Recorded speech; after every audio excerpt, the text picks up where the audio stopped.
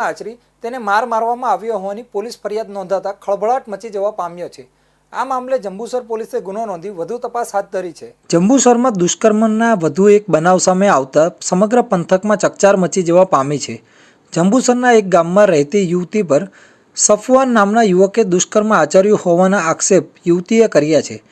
ત્યારબાદ સફવાન યુવતીને તેની બહેનના ઘરની બહાર ફેંકી ફરાર થઈ ગયો હતો। આ મામલામાં ગંભીર રીતે ઇજાગ્રસ્ત યુવતીને પ્રથમ સારવાર અર્થે જંબુસરની સબ ડિસ્ટ્રિક્ટ હોસ્પિટલમાં ખસેડવામાં આવી હતી, જ્યાં તેને પ્રાથમિક સારવાર આપવામાં આવી હતી।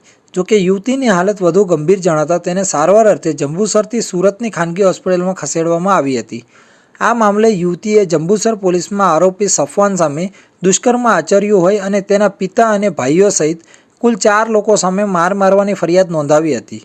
આ મામલે પોલીસે યુવતીની ફરિયાદના આધારે યુવક અને તેના પરિવારના લોકોને ધરપકડ કરવાના ચક્રો ગતિમાન કર્યા છે।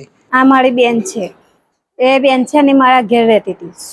સોમવારના આવીને તે રીતે મળવા એ છોકરાએ સફવાને તે રીતે પછી ત્યાં લઈ જઈને એને મારી ને એવું કર્યું। પછી મંગળવારના રાત્રે લઈને આવતો હતો તે રસ્તામાં મને ખાલી એવો ફોન કર્યો કે તારી બેન પડી ગઈ, તો મને કે તું દવાખાને આવ કે, તો મેં ઝીણા છોકરા છે મારા તે હું ના ગઈ સાહેબ।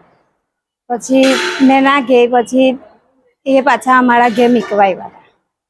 તો અમે મળી જાય એવી છોકરી હતી, તો અમે ના કીધું કે તું લઈ જા। હવે એને રસ્તામાં બહુ મારેલી છે, મારા ઘેર મીકવા આવતા હતા ને તો રસ્તામાં એ સફવાન, લુકમાન, ઇરફાન ને હસન રેપ કરેલો લાગે છે મને, મારેલી બહુ છે। અત્રે ઉલ્લેખનીય છે કે આ બંને વચ્ચે પ્રેમ સંબંધ હોવાનું પણ સૂત્રો પાસેથી જાણવા મળ્યું છે। આ મામલે જંબુસરના પીઆઈ એમ.વી. પાનમિયા સાથે વાતચીત કરતા તેમણે જણાવ્યું હતું કે યુવતીને વધુ સારવારની જરૂર હોય તેની ફરિયાદ નોંધી આરોપીઓને પકડવાની વધુ તપાસ હાથ ધરી છે।